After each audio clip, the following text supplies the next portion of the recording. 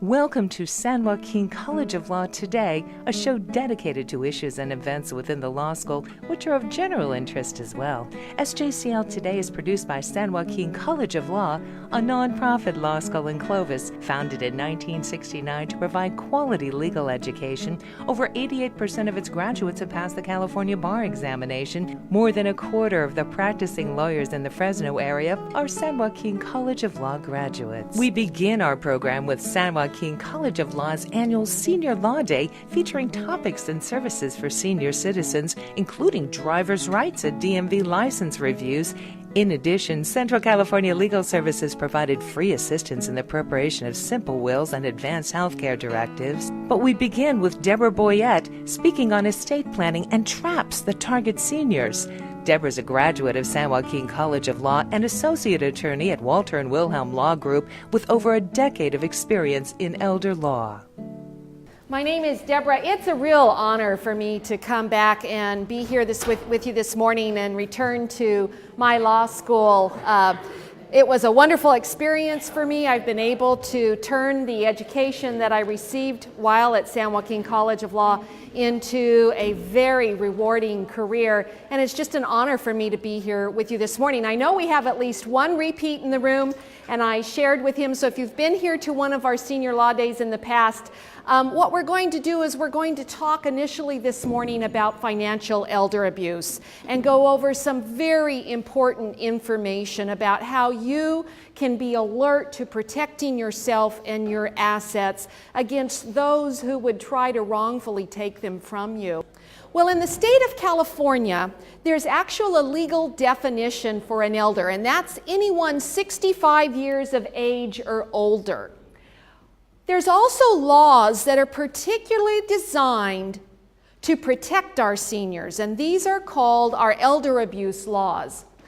Elder abuse comes in all shapes and sizes. Elder abuse can be physical abuse, neglect, financial abuse, abandonment, isolation, or other physical harm, pain, or mental suffering. And what we're really going to drill down this morning on is financial abuse. Financial abuse is the illegal or unauthorized taking, secreting, appropriating, obtaining, or retaining the real or personal property of an elder or dependent adult for wrongful use. Let's break that down just real quickly. Real property, just so you know, is land and your home, anything attached to the land. That's what we call real property. Everything else is personal property. So we have land and things that are permanently attached as real property. Everything else is personal property. Your clothes, your jewelry, your car, your bank account, your retirement account is all personal property.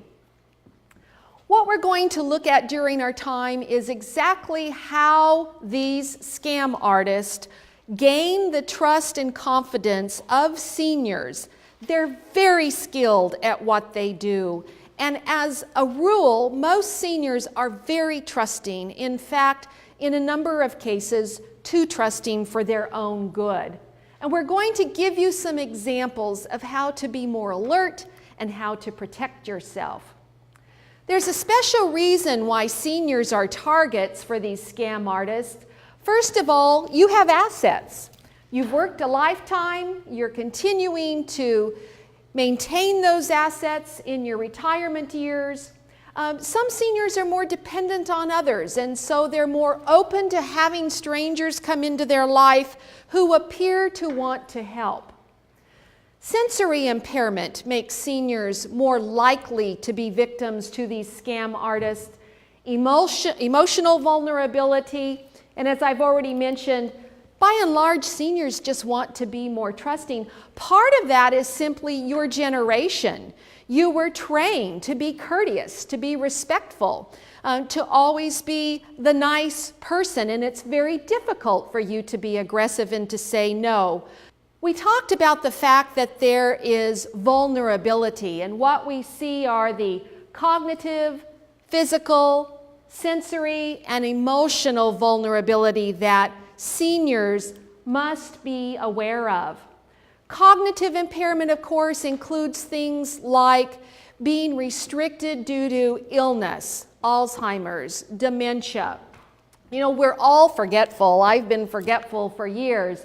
But as we get older, we know that our memory also begins to fade. And what happens is you may be made aware of a certain situation in the past, but you can't remember as well something that you were warned against, for example, like at a meeting today. And we're going to discuss how you can work with that type of impairment. We just have to be sensitive to the fact that we'll overcompensate. You'll question your own ability to remember, and that's also a trap. You want to rely on documents that you've had prepared in the past or a trusted family member or friend rather than just on your own memory. Seniors also have physical impairments that the scam artists are very familiar with. They'll wear you down. Physically, our bodies just aren't able to sit for long periods of time. Mentally, we're not able to focus for as long periods of time, and they know that. And they take advantage of that by trapping you in your home or your chair or in their office, wherever you may be. So we want to be sensitive to the fact that if you need to stand up, if you're starting to feel confused or tired, you say, I need to take a break, and you're very assertive about it. Sensory impairment. A lot of times these scam artists will talk in such a way that you may not clearly hear everything they say, but you may not be comfortable saying, can you repeat that? I'm not sure I understood what you said. Or a lot of the documents that they put in front of you may be in such small or difficult to read type that you can't read it. And in that case, you want to ask for time on your own to read the document. But just be aware that they know what the issues are and they take advantage of it. One of the things that you'll see in our examples this morning is that they definitely play upon your emotional vulnerabilities. A lot of seniors, particularly in the case if you're a surviving spouse, are just lonely, or they're looking for companionship. You have time on your hands. And these scam artists know that, and they gain your confidence by pretending to be your friend. You may have heard of such a thing as a living trust will. Now, let me just pause here and say, as an estate planning attorney, one of the things that your attorneys will wanting to be prepared for you are your wills, your trust, your advanced health care directive, your durable power of attorney. These are legal documents that make up part of an estate plan. But what happened is there were some very savvy people who realized that they could sell these documents without the assistance of attorneys and by selling them in mass quantity. That's why we call these companies living trust mills. The mill aspect meaning they just churn them out. And they do not complete these documents with the care and the customization that you would get if you're working with an attorney. And let me say that the prosecution that took place by our state of California were by people who were against people who took on the role of acting like an attorney but were not attorneys, and that is clearly against the law. Who are these folks that work at living trust mills? And they're not just in California, by the way. If you have family members or friends in any of the other 49 states, this is an across-the-board problem. Well, they're actually salespeople, and they're posing as experts. They even have business cards or certificates that say things like Certified Trust Specialist. Well, I can tell you as an attorney, there is no such thing. You either are an attorney or you're not skilled at preparing a trust or another type of estate planning document. But notice that the title is salesperson. They're actually there to sell you a product other than an estate planning document. They're there to sell you something other than a will or a trust. things like a life insurance policy, an annuity, that kind of thing. They gain your trust by telling you that they're going to sell you a living trust, and we all recognize the value of having a living trust. They're wonderful documents. Everybody should have a will in place before we die. And that's how they gain your confidence. It seems legitimate. They come into your lives and they share with you how they're going to be able to prepare these legal documents, but it's just a guise to gain your confidence. The documents that they offer you, if you're savvy enough to recall, you'll recognize them. They're one-size-fits-all documents. They're fill-in-the-blank documents, but they put them in very beautiful 3-ring binders. I can't tell you the number of times I've had clients come in to see me and present me with a very attractive binder with gold leaf printing on the front that says estate planning. I open it up, and inside are documents that are intended to be completed wills, trusts, advanced health care directives, and as I thumb through them, there are blanks that have not been completed. More likely than not, you'll find these type of products being offered at seminars, if you will. Again, these are seminars not being given by attorneys, but by organizations whose primary purpose is to sell you something other than the estate planning documents. And in my experience, when these folks come to me thinking that they've had a professionally prepared estate plan and I point out to them the blanks, they realize that they really just received paper and a binder. The job was not complete, and in some cases there's no way to back up and correct the situation. What is their goal? It's to discover your assets. They're going to gain your confidence, find out what you own, and then determine a way that they can take that from you. There are a number of professionals that are involved in estate planning. You see them listing here. If you have a certified financial planner or financial advisor, that's an excellent resource to have. If you work with an accountant, again, a professional who provides you with services. But as we talk about the individuals who are looking to scam you, they are not these type of professionals. Again, they're people who are going to be selling you products. Well, what are the risks of relying on a non-expert when you have your estate planning done? Well, first of all, as I've already pointed out, if all you have are blank documents and the information is not properly completed, then your documents are going to be invalid. One of the most difficult situations that I face with clients is in the case of spouses. And one of the spouses, unfortunately, has, through accident, illness, or injury, suffered loss of mental capacity, and they're no longer able to sign legal documents. The well spouse, if you will, comes to me and says, what can we do? My husband or my wife is no longer able to manage their own affairs. And just so you know, once you've reached the point, then there's nothing we can do for you to correct those documents that weren't prepared to begin with. If they're invalid documents, then your estate planning is going to fail, isn't it? They're not going to be recognized by the courts and carry out your plans. Your life savings may be lost. Family disputes and unplanned distributions if your documents are not properly prepared. So there is risk involved in not working with professionals. Again, what is the motive of these scam artists? Well, it's to sell you products. They certainly don't have your best interest in mind. And they only make money when they sell the products, as you'll see from the examples that we'll go to. There's tremendous rewards offered.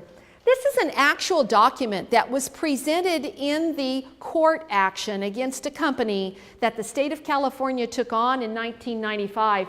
This was a sales flyer offered to the people who worked for that company, encouraging them to go out and contact seniors. And what you see here is they're offered a stainless and gold Rolex or fur coat and 1-carat diamond ring, a Cadillac, a presidential Rolex. These were incentives to get these people fired up and motivated to get into your home, gain your confidence, and sell products.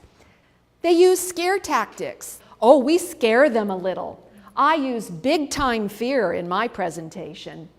You need to put fear into their mind that they need to do this today. These are statements from people who had gained the trust of a senior, were in their home, perhaps sitting around the kitchen table, and the senior is trapped, if you will, with someone with this type of an attitude.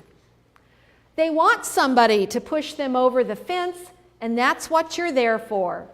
And I told clients, put on the coffee pot, because I'm not going to leave until you buy this.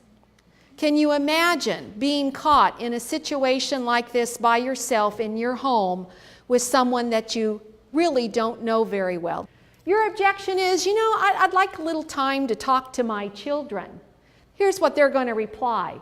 You told me you make your own decisions. Were you telling me the truth? You're an independent adult. You can trust yourself. It costs too much. Well, let me offer you a discount and make it more attractive to you. I'd like some time to think about it. Oh, you can't afford to wait. I had a client who died while he was thinking about it. Anytime someone is approaching you about planning or a large investment or dealing with your assets, have a trusted family member or friend with you. And then make sure you ask them their opinion. They're going to hear things and see things that you may not have caught, or they may be able to question things that you weren't able to question on your own. Take somebody with you. It's a very important way to protect yourself from becoming caught in these scams. What do they gain by these sales tactics? Witnesses talk about the fact that the scam artists were able to take title on their home and other assets. Bank accounts were gone, and these seniors didn't even know it. They went to the bank, they asked, what happened to my money? And the bank account officer will show them documents that the senior had signed, allowing the scam artist to remove the funds from the bank account. Fake charity donations. They'll present what sounds like a wonderful charity, and particularly if anybody have a pet at home. Seniors, a lot of seniors have pets, something that you really love and trust, and it's a really important part of your life, and they'll talk to you about perhaps a charity. Protect yourself. Make sure that you don't give confidential financial information to strangers, and particularly if you're meeting with them alone. Be strong. Take somebody with you or refuse to sign the document until you can return at a later time. Check out the company. With the web and the internet today, even if you're not computer savvy, chances are you have a family member or a friend who is. Ask them to check out a company. Contact the Better Business Bureau or some other organization and find out whether this is a legitimate company. Be suspicious. It's okay. Not everybody is going to have your best interest in mind. Remember, they're there to make a sale. We've already talked about have a trusted friend present. Read and get a copy of each document you sign. That's why you don't necessarily want to ever sign in your home. There's always an exception to the rule. But be in an office where if you sign something, you can immediately ask for a copy and you don't walk out until you take a copy with you. If there is a cancellation procedure, anytime you contact a company, two things. Even if it's on telephone, make sure you follow it up with a letter. Put it in writing. Dear so-and-so, this is a follow-up to our telephone conversation of today's date regarding this. You said you'd do this. I had requested that. You mail it off to them and you mail it certified mail so that you have proof that you actually sent this to them. It's an excellent way to protect yourself. The other thing that they'll do is they'll ask you to give names of your neighbors or your friends. Never give referrals because that's just a way that they spread like a virus. Particularly if they're in your home and they're asking about your neighbors. Don't give referrals and don't make snap decisions. So we talked about learning to be a little tougher, putting on some armor. It's okay to say no. Throw away mailed solicitations. Don't do business with strangers. If you get a phone solicitation, it's okay to hang up. For some seniors, that's very, very hard to accept because it seems rude. Well, I'm going to tell you, in my opinion, it's far more rude for them to steal your assets from you. So hang up. If you don't know what they're after and they're trying to sell you something, you don't need to give them your time. Hang up the phone, say, I never do business with companies who solicit me over the phone. What if they ring your doorbell, knock on your door?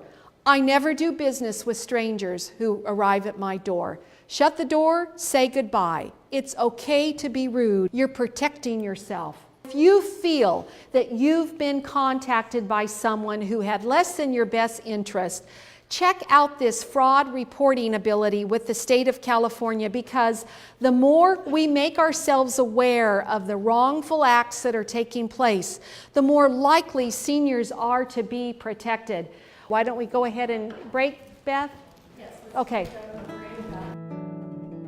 Our second segment of Senior Law Day at San Joaquin College of Law features DMV Senior Ombudsman Richard Kaur speaking on driving techniques and driver's rights for seniors. Thank you very much, Beth, and good morning, everybody. The Senior Driver Ombudsman Program was, as I mentioned earlier, created to assist seniors for driving as long as they can safely do so. The bottom line, of course, is safely. The program is to advocate dignity, respect, and due process for seniors. It had its beginnings in a tragic incident that occurred in 2003 that some of you may remember. And this occurred in Santa Monica when a gentleman mistook the accelerator pedal for the brake, and he, in the span of about 20 seconds, killed 10 people and injured 63 people.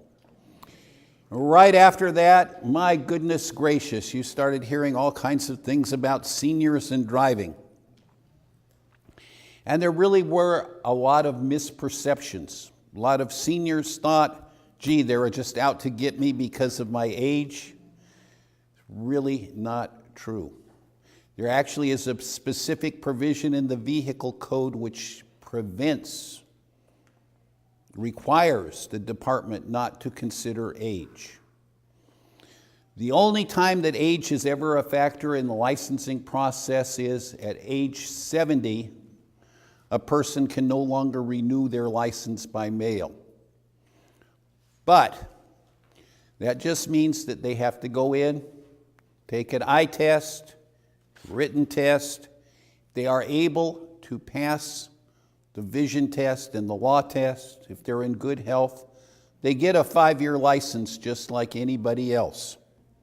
In doing presentations like this, one time in Porterville, met a gentleman who was 101 years old, had a 5-year license, and had just had his very first corrective lens restriction added. The fact of the matter is, as we age, for all of us, there will be changes in terms of our vision, in terms of our hearing, our physical abilities, our cognitive abilities. Average senior citizen 65 or older is on 5 or more prescription medications. Medications alone, even if everything else is going pretty good, the medications can make problems for driving, especially when you get multiple medications there.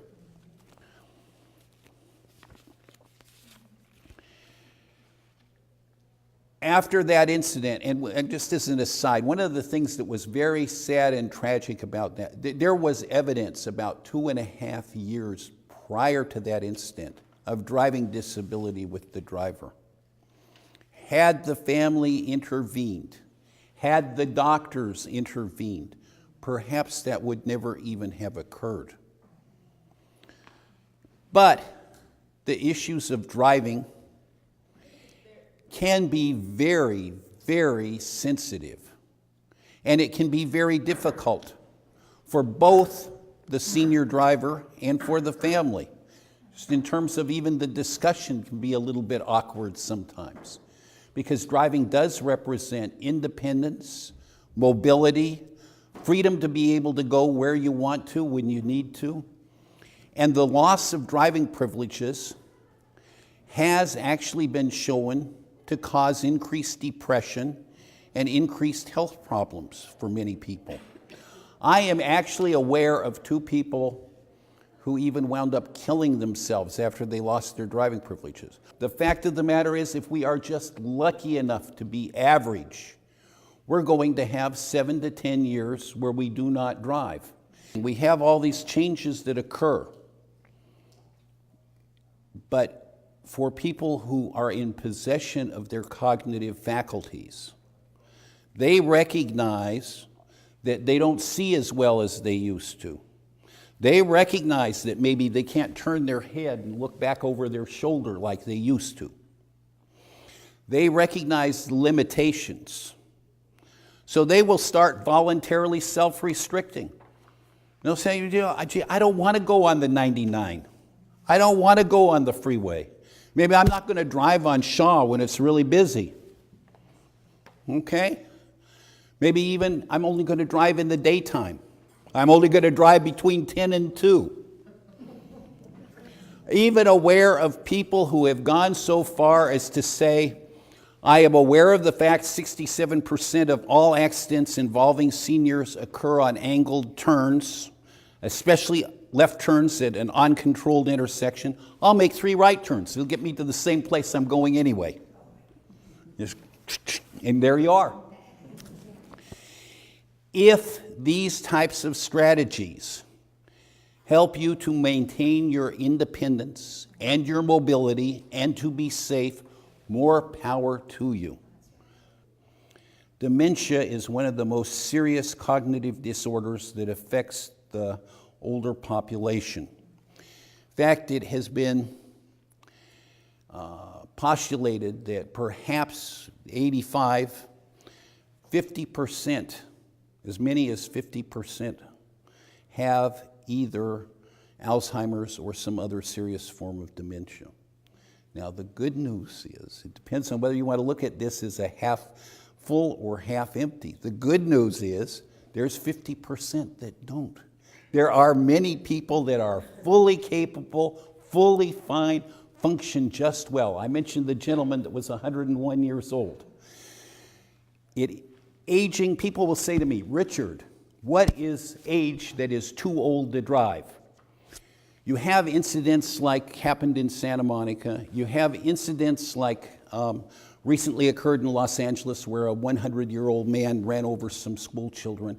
And right away you get people that want to have the legislature make DMV, make everybody past the age of 70 or 80 or 90 have to take a behind-the-wheel road test every year.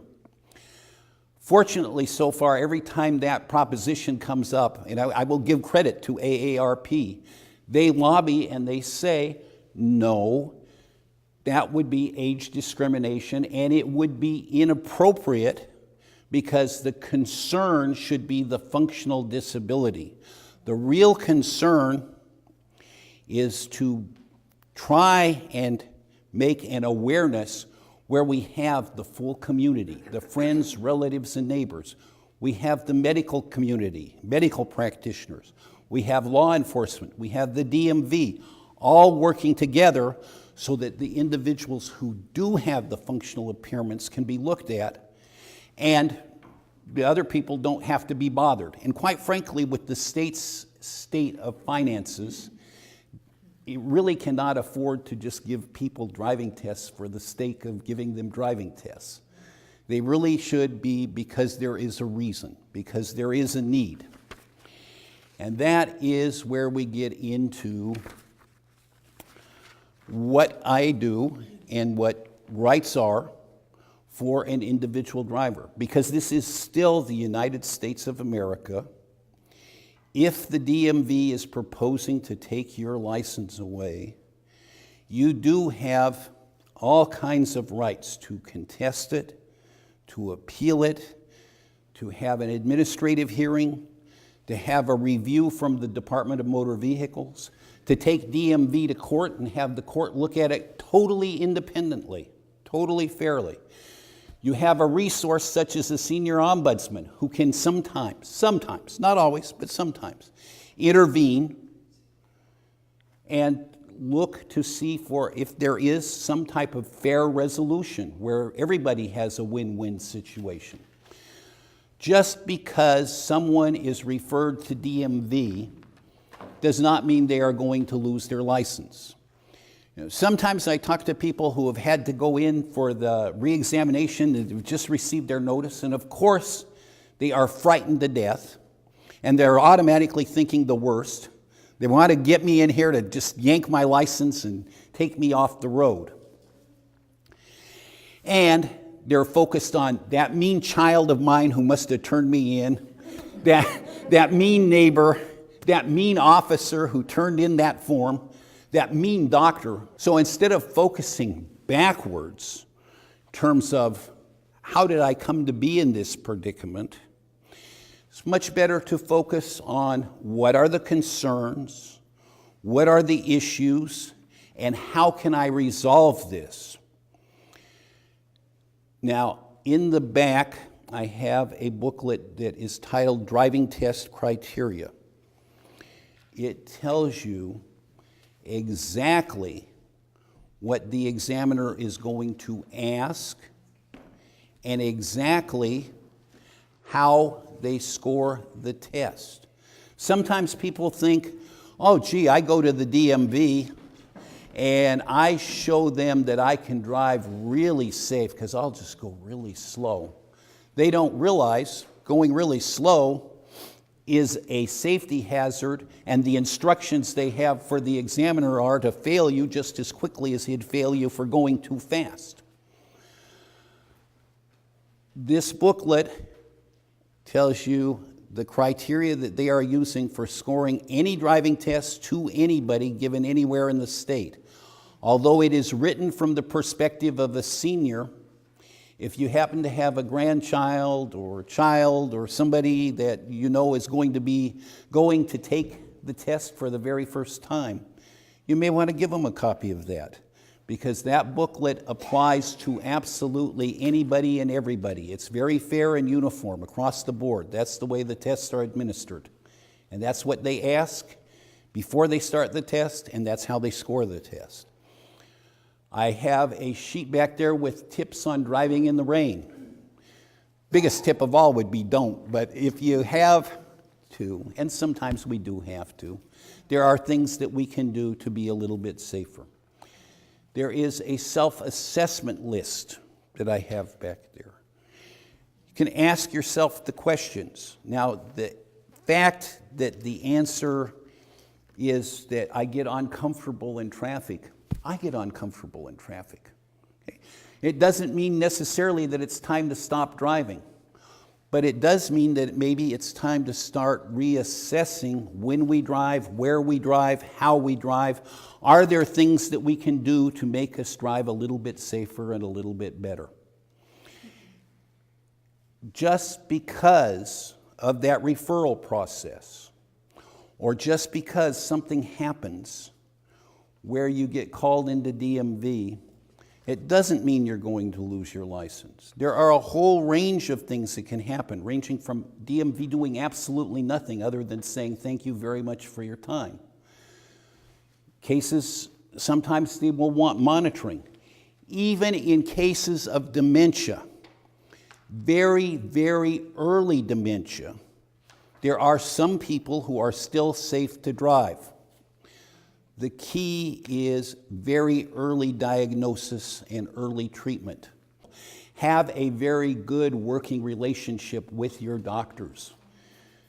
If you start a new medication, ask about potential side effects. Talk with your pharmacist. In fact, I encourage people, when you go to see the doctor, make a list. These are everything that I take. including vitamins, herbal supplements, anything. Just have a whole list so they can look right at it and know exactly what you're taking. Again, it goes back to some of the preventive things that we can do to help maintain a healthy lifestyle, which will keep us able to maintain our own independence, our mobility, our ability to drive. So DMV can monitor.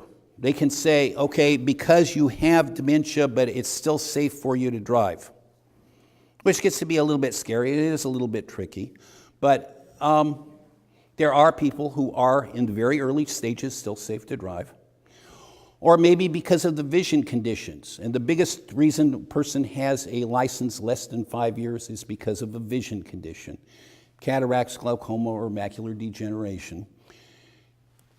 They'll issue a license for maybe 6 months or a year or 2 years so that they can have a little closer monitoring. There is a probation, which sometimes is imposed. That requires the person to obey all the laws in this state and other states to avoid any responsible or reasonably avoidable traffic accident. And if there's a medical condition, that they follow the prescribed medical regimen and agree to report to their physician and to the DMV in the event of any adverse development. That's a way of letting people drive with a little tighter, more formalized monitoring. And there are suspensions. A suspension is just a temporary withdrawal of the driving privilege. If it's done for a physical condition, or a mental condition, it's done until it's deemed to be safe for the person to start driving again. A revocation is deemed as a more termination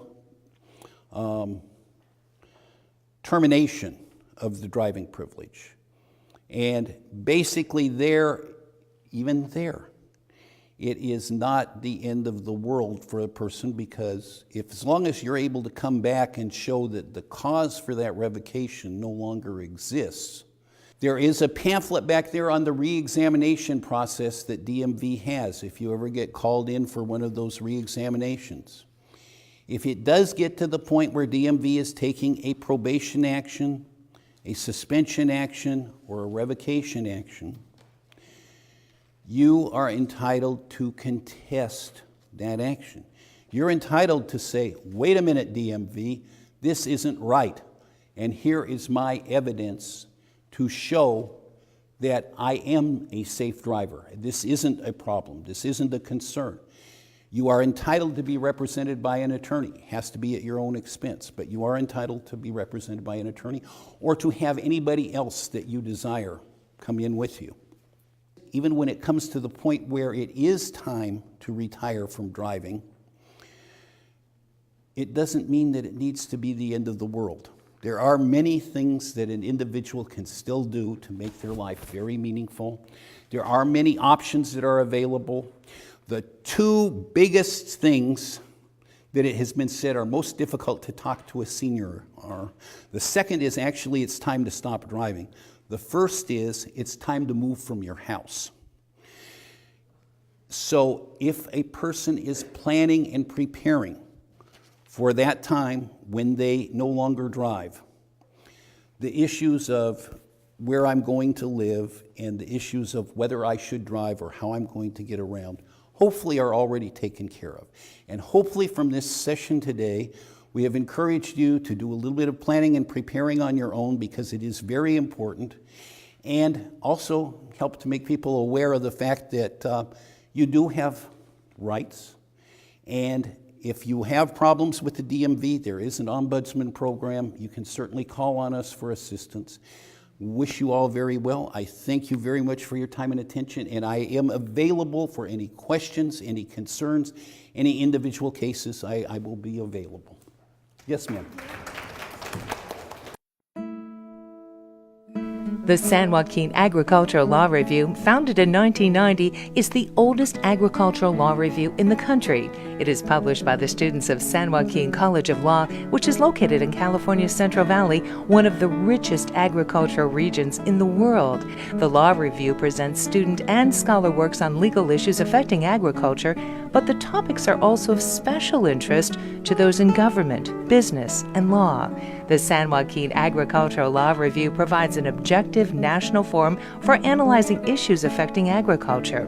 It's received judicial and critical recognition, and its articles have been cited by the California Supreme Court, the California Appellate Court, the United States District Court, and others.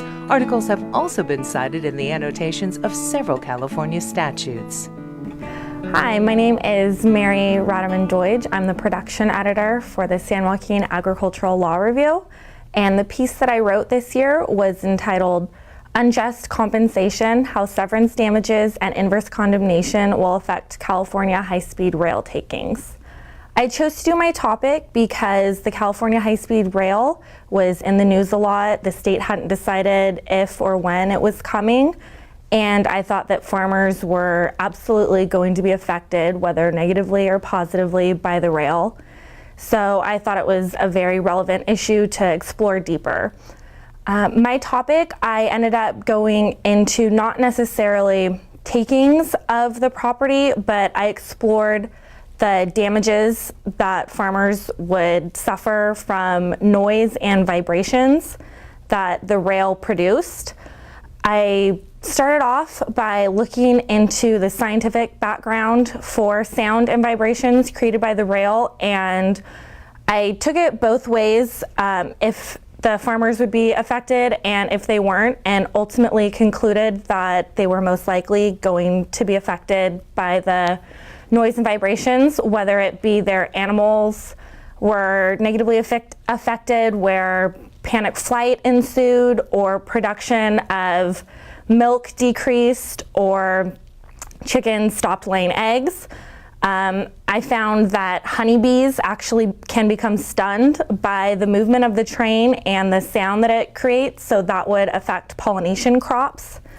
I also looked at the sound that sonic booms and jet planes make and compared that to high-speed rail trains from other countries, and they were very similar. So a lot of my research was looking at the planes and comparing it, and just coming up with the ultimate conclusion that farmers will most likely be affected by the noise and vibrations caused by the rail.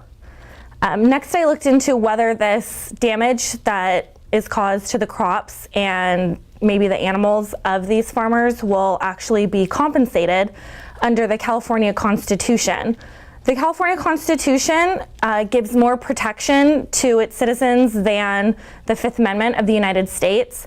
The Fifth Amendment only compensates an individual for takings, whereas the California Constitution will also compensate for damages to property. So I went into further examination of severance damages and inverse condemnation. Severance damages occur when an actual physical or tangible taking has been done to the farmer and their land has been taken, and then they suffer damages to the remainder of their property by some act of the government. So in this case, if a farmer were to suffer a taking from the rail authority because they need their land to build the tracks or as a safe distance from the tracks, then if this farmer then suffers damages caused by noise or vibrations, they would be able to sue for severance damages to the remainder of their property and would want to be compensated for these damages. Inverse condemnation occurs when there has been actual no physical taking. So the individual who suffers damage to their property from this noise and vibrations would be the ones who are initiating the lawsuit to recover compensation for these damages. It's more difficult to receive inverse condemnation damages because it's a little bit harder to prove and it's more difficult.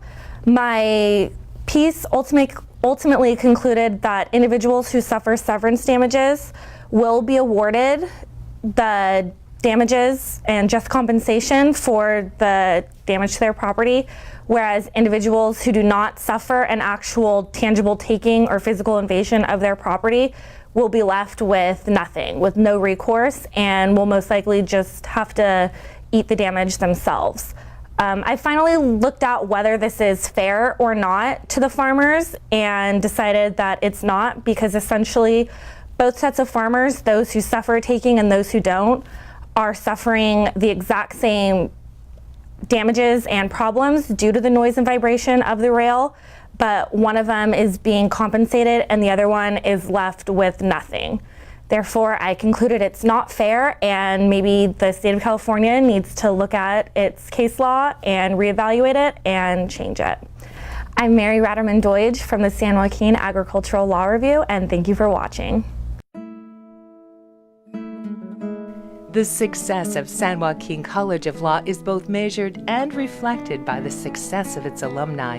Among the more than 1,300 graduates are 24 judges and court commissioners, the Fresno, Tulare, and Madera County District Attorneys, the California Health and Human Services Secretary, and practitioners in every area of public and private service. We're pleased to offer this portion of San Joaquin College of Law today to a member of that alumni rank. Hi, I'm Roger Wilson, and I am a 1997 graduate of San Joaquin College of Law. I have my own practice in Fresno, where I practice predominantly criminal defense. I also do some employment law and civil litigation. Prior to going into private practice, I was a prosecutor with the Fresno County District Attorney and also the Tulare County District Attorney for approximately 10 years. I've been asked to speak as an alumni of San Joaquin College of Law, and the topics that I'd like to talk about are twofold. One is what I would call the blessings of being a lawyer in the Central Valley. Second would be, because of my community involvement, I deal with high school students and Boy Scouts, and I get asked this all the time: why did you go to law school, and what's it like being a lawyer? And those two questions and the blessings of being a lawyer are really go hand in hand with each other. The blessings of being a lawyer, number one, is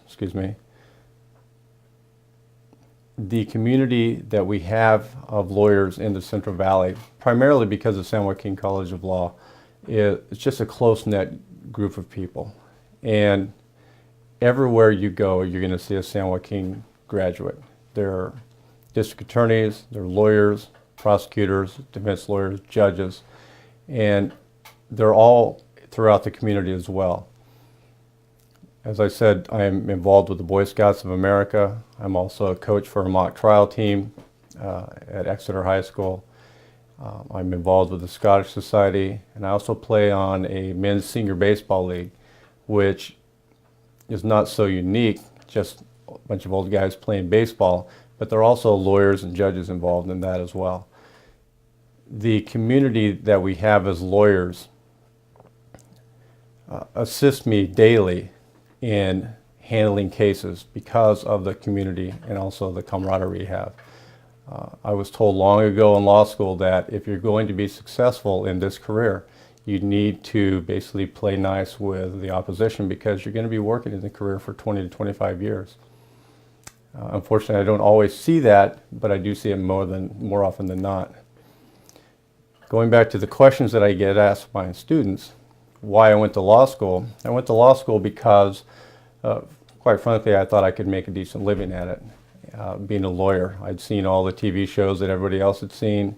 Perry Mason was my favorite. I know I'm dating myself, but I enjoyed Perry Mason. And I also liked what I saw on TV shows with respect to courtroom activity. However, during law school, when I had a class involving criminal trial practices and we had a courtroom, it scared me to death. I didn't want to be a courtroom lawyer after that. The class just scared me. Also, I had a class with Justice Ardice. He scared me to death. I didn't want to do anything with a courtroom. And then the San Joaquin grad, Phil Klein, who is the district attorney in Tulare County, asked me if I'd like to be a prosecutor. I told him, no, I don't want to be a prosecutor because I don't want to have to be in the courtroom. And he said, don't worry about it. I will show you how to be a prosecutor. And true to his word, he did. He sent me to the classes I needed, and he got me to love the courtroom. And I am forever thankful for his guidance in being a trial lawyer. When I moved up to Fresno County, I got to work for other San Joaquin alum. Beth Egan is the current district attorney. She graduated from San Joaquin College of Law, and also Ed Hunt. Both those individuals guided me into becoming a trial lawyer, which is a unique animal in the world of lawyers, because not all lawyers are trial lawyers, but once you do it and you like it, you'll forever be a trial lawyer. The students I have in mock trial ask me what it's like to be a lawyer.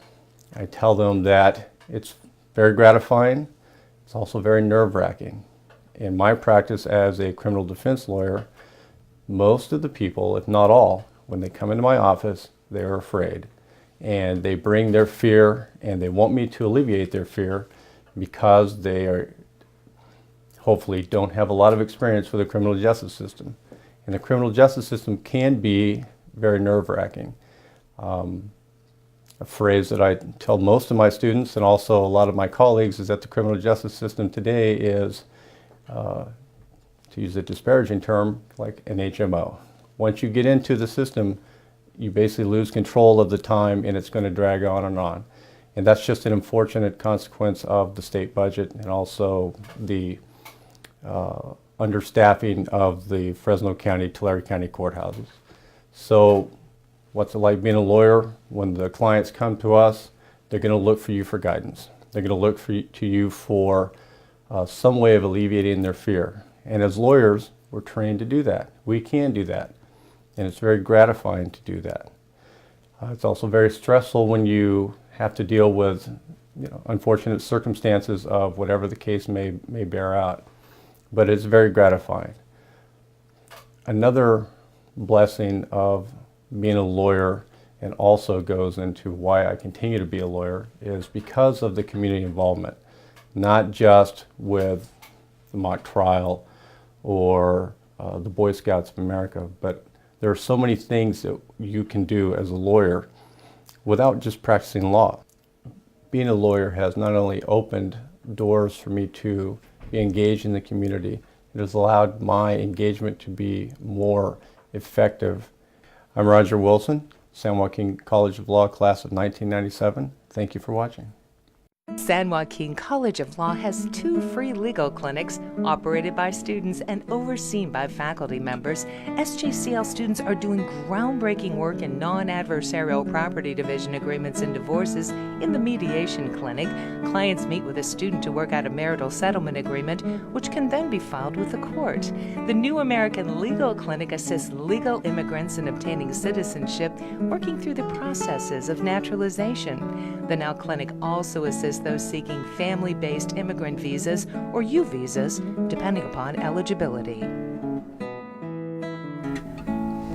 Hi, I'm Justin Atkinson, and this is Professor Jessica Smith-Bobadilla, and we're here at the San Joaquin College of Law, and we're talking again today about the New American Legal Clinic and some of the services that we provide.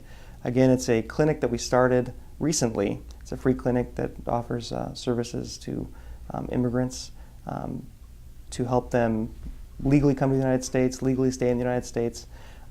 We also help some of the most underserved populations, some of the most vulnerable populations, and we deal with different laws, for example, U visas, VAWA cases, and Professor Bobadilla will speak to that in a minute, but that deal with women, for example, women, battered spouses, children that are affected by violence in the home, violence out of the home, and what we can do as a society to help stop this, because a lot of times that you have a person that maybe doesn't have legal status, and that fact is used against them to keep them in the shadows, and this person might be suffering substantial abuse from somebody, generally a spouse, that uses that and says, hey, if you come forward, I'm going to call immigration on you and you'll be deported and you'll be separated from your family. There are certain laws that are targeted specifically to help these populations, because I think as a society, those are the populations that we want to help. And I think Jessica Smith-Bobadilla, again, her name, a practitioner here in Fresno, also a professor here at the law school, is going to speak a little bit about VAWA and U visas. Yes, thank you. Thank you, Professor Atkinson. So the VAWA provision is something that came into law through the Violence Against Women Act. It's not legislation that's specific to any gender, but it was, of course, inspired or motivated by the large numbers of women that are abused in our country, immigrant and non-immigrant women, women from all over. So basically, there were provisions of the Violence Against Women Act that, when signed into law, authorized certain people to be able to get legal resident status through an application process where they proved to the government that they had been victims of this, even though they were not legal residents or citizens of the United States at the time that they were victims of this violence. The Violence Against Women Act provisions, currently there's some movement going on in Congress, which a lot of immigration experts say that the Violence Against Women Act provision might be modified or it might be less available in the future. But as of today, the way that the applications are being processed remains the same. That is that someone that was abused, that was legally married to a U.S. citizen or a legal permanent resident, and was abused by that person, whether it's physical, emotional, or some type, but it has to be some type of serious documented abuse, can prove that as long as they're otherwise, not a person that has done, some really bad things, and can attain permanent resident status. The time frame depends on whether the abuser was a legal permanent resident or green card holder or was a U.S. citizen. There's also some restrictions on if there was a divorce in the marriage, that the abused person coming forward to apply for benefits has to apply within 2 years, generally, of that divorce decree.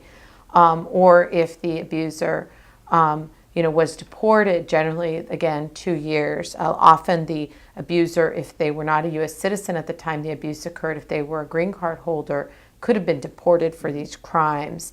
And sometimes there's kind of a dual thing that goes on where a woman comes forward, says, this person who was my husband, who was a green card holder, abused me for years, held me in this horrible situation, and the government is able to grant someone deserving like that status, and then they start flipping through somebody else's file and realize that this person might not really qualify to be here anymore, even though they might have been granted a green card at one time, and they might initiate deportation proceedings against the abuser.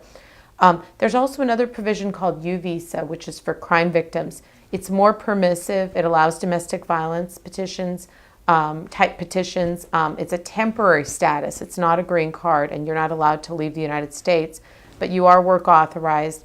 And you can have been abused also by someone that you were not legally married to or that was not documented themselves when they abused you.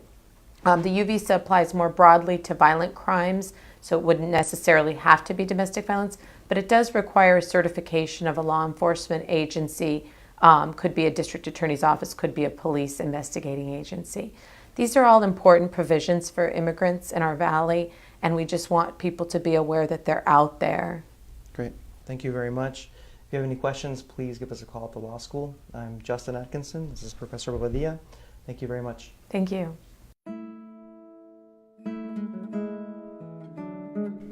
And that brings us to the end of this edition of San Joaquin College of Law Today, presented by San Joaquin College of Law, a nonprofit law school committed to educational excellence and community service.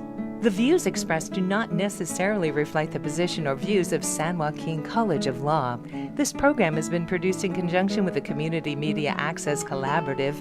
We invite you to join us in the future as we explore issues and events within the law school which are of general interest as well. For more information about San Joaquin College of Law, please visit our website at www.sjcl.edu or call 559-323-2100.